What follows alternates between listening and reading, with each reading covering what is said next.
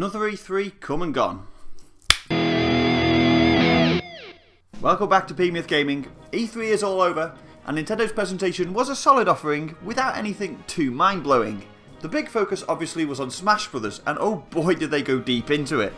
The almost surgical dissection of each character's moveset and the various techniques that have been tweaked, resurrected or introduced is the clearest indication yet that Nintendo are keen to push into esports more, especially with their flagship fighting franchise.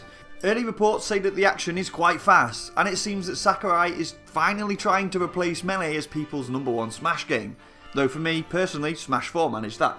The concessions to the community weren't just in the form of gameplay tweaks either. It's been a bit of a running joke for years now that people have wanted Ridley as a playable character in Smash. Sakurai has even addressed it in the past and said that the guy is just too big to include. The fact that he is included here is 100% giving the fans what they want.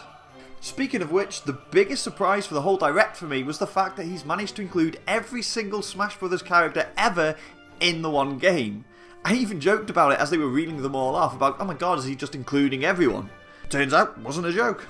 The return of the likes of Wolf, Ice Climbers and Snake and so on is another shot at trying to replace Melee at the top of the Smash Bros tree.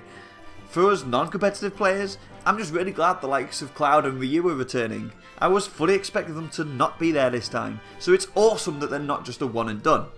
I was also pleased that Amiibo is returning. I really enjoyed training up the Amiibo in the last game, so I'm glad that that's back.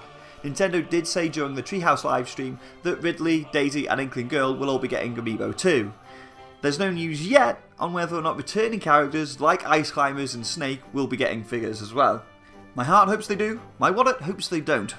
Just quickly on the subject of Pokemon Trainer, there was no clear indication of whether or not Charizard is returning both as a standalone character and as Trainer's lineup, or whether he will only be present as part of Pokemon Trainer's team. If it is the latter, does that mean that my Charizard amiibo then becomes a Pokemon Trainer amiibo? I guess we'll just have to wait and find out. Either way, Smash Ultimate is looking great, with the new characters, 3DS stages making an appearance and so on. I was slightly disappointed though, I must admit, that there were no new third-party characters announced. Bomberman being relegated to a lowly assist trophy is kind of heartbreaking. But a roster that big is going to be a nightmare to balance anyway. We can't be too greedy. I cannot wait to get my hands on it. Away from Smash though, and it was fairly run-of-the-mill stuff. The new Mario Party looks pretty cool, and it seems to be a return to the classic board game setup of the original titles. In fact, they said that's the idea during the Treehouse livestream. Fire Emblem 2 looks like it's coming together well, the DLC for Xenoblade 2 will please fans of that game, and Pokemon Let's Go is looking rather pretty. Mew only being available to those people who buy the Pokemon Plus controller accessory pretty much guarantees that I'll be buying one. And that was pretty much it so far as first party stuff goes. There was no Metroid, no Yoshi, which apparently is now a 2019 game, and apart from Mario Party, no new announcements for anything like Animal Crossing or Star Fox. As a result, the whole Direct did feel a little bit underwhelming, but it's worth remembering that 2017 was somewhat of an anomaly. Nintendo rarely discuss games at E3 that aren't coming out that same year, so by announcing Metroid Prime 4 and the new Pokemon game last year, they were kind of breaking their own rules a little. Nintendo of America President Reggie Fils-Aimé has said as much since. Once you get over that initial disappointment though, and you look at the release schedule for the rest of this year, it's kinda hard to be too downhearted. We've got Mario Tennis Aces, Crash Bandicoot and Wolfenstein 2 at the end of the month, Octopath Traveler and Captain Toad in July, August sees Okami HD, Monster Hunter Generations and Overcooked 2, and Dark Souls is still scheduled for a summer release as well. Then we're rounding out the last 3 months of the year with Super Mario Party, Ubisoft Starlink featuring the Switch exclusive Star Fox content, how cool did that look by the way, and then Pokemon and Smash Bros. That's not a release schedule to sniff at, and a few years ago during the Wii U era, we would have killed for a slate like that. So yes, did Nintendo knock everyone's socks off at E3? Probably not. The inclusion of every Smash fighter ever within Ultimate is amazing, that's the headline takeaway, and let's not undervalue just how cool that is.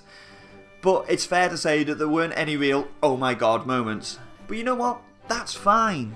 There's some big games coming this year still, and next year we've got Bayonetta 3, Fire Emblem, Yoshi, a new core Pokemon game and possibly Metroid Prime 4 to look forward to.